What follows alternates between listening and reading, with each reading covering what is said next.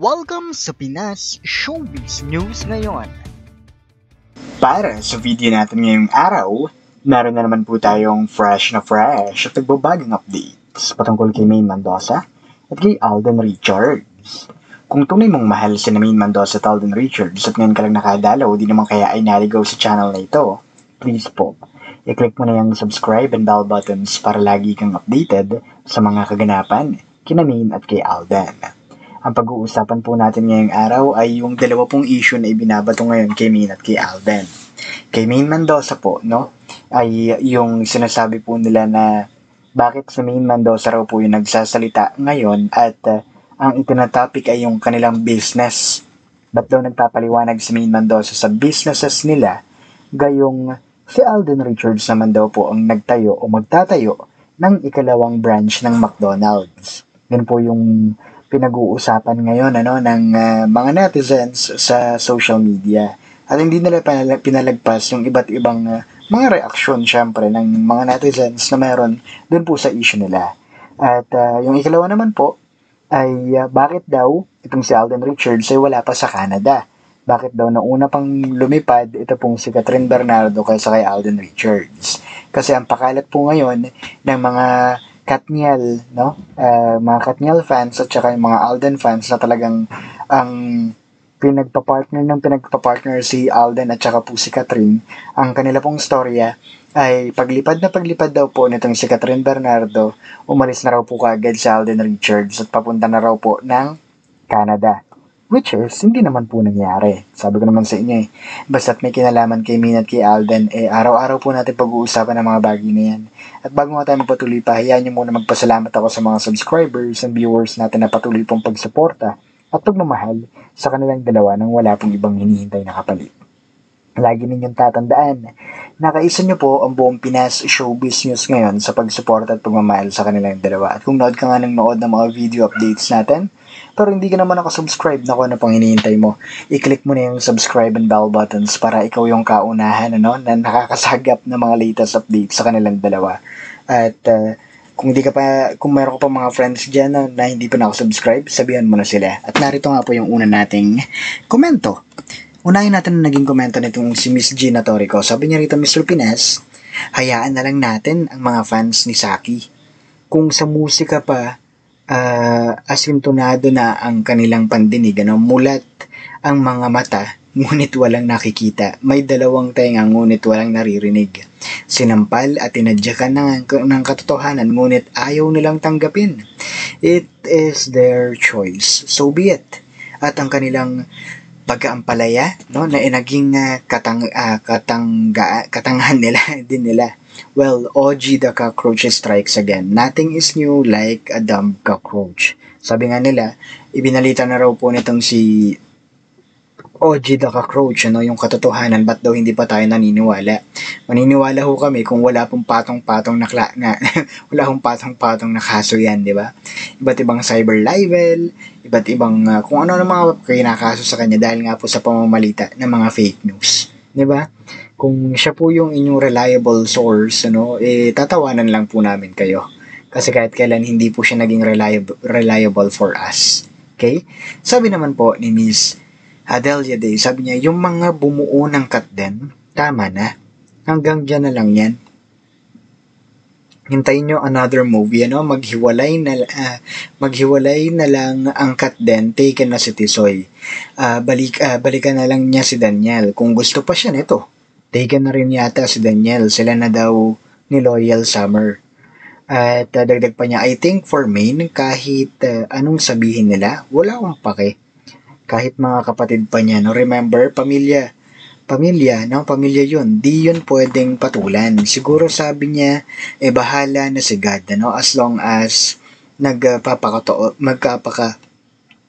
siya. And I agree doon sa sinabi ni Miss Adelia Day, na kapag naghiwalay, halimbawa, sabihin na natin natapos na nila yung Hello Love Again, what's next? Diba? Ito dyan na magsisimula yung paglamlam at pagbagsak na ng karera. Siyempre ngayon, nakasabit kay Alden, di ba? Na taliwas doon sa mga pinagkakalat nito mga Katden fans na ito. Sabi nila, kay Kat daw, sumasabit itong si Alden, which is not true. Sino ba talagang namamangka ngayon? 'Di ba? At mula naman po kay Miss Julia Eleptico, sabi niya rito, good noon, Mr. Pinas, maulan pa rin at habagat, ano? Si Julia Eleptico po, ito, no? Point of view ko lang sa mga sarsurista, tumigil na kayo sa pag-ilusyon ng Armin at Sakden. Tanggapin nyo na ang katotohanan, puro ilusyon lahat at nasa showbiz sila. Ang Aldab ay happy life is a married life. Kung ayaw nyong tanggapin ang katotohanan at laging nega life kayo, ay di mabubuhay kayo sa ilusyon at puro illegal ang mga nasa isip nyo. No, kami, matitinag kasi sa 9 years nyong pangbabash, nandito pa rin kami. Lumalaban sa katotohanan. Hawak namin ng resibo, ebidensya, katotohanan sa love story nila. Matibay na ang pundasyon at nasa positive life kami. Di nyo kami maitumba, tatayo pa rin at lumalaban sa tamang panahon, part 2 sa mga nag-iilusyon kay Tisoy. Hanggang dyan na lang kayo kasi ang puso niya at isip niya at damdamin ay na kay wifey na, diba? And I agree with you, Miss Julie Eleptico.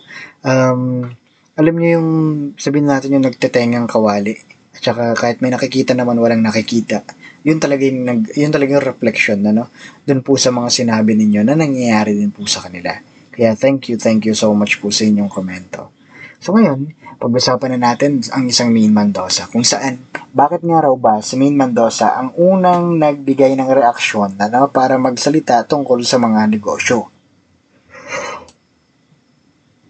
Ito po may kinalaman doon po sa sinasabi po nila na si Maine Mendoza raw po ang gumawa ng lahat ng kanilang businesses at wala na raw po siyang ibang nakasama.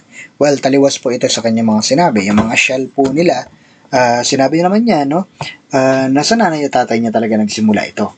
Diba? Alam naman po natin yan na pagka silang pa lang ni Maine Mendoza, talagang well-off na po sila. Okay? Bukod doon, ang talagang naisa publiko nilang negosyo ay yung McDonald's. Kung saan, si Maine at Alden na nga po ang bumanggit sa sa mga napakaraming pagkakataon na may McDonald's pa tayo. Okay? So it means, meron po silang dalawang connection na nag-uugnay po sa kanilang mga McDonald's. Okay? Hanggang sa nadagdagan yung mga shell, kaya po hindi po natitigil yung iba na kay Alden din yan at saka kay Maine din yan. Doon po nagmumula lahat yon. Okay? Nagkataon po si Alden Richards. Magtatayo po ulit ng ikalawang McDonald's branch po nila dito po sa Santa Rosa. Okay? Kaya ayun nga po, dahil nga po doon sa pagtatayo ni Alden Richards ng McDonald's, ang dami ngayong kumu-question at tumataas ang kilay dito po kay Maine. Dapat daw si Alden ang nagsasalita about business. Ba't daw ngayon si Maine?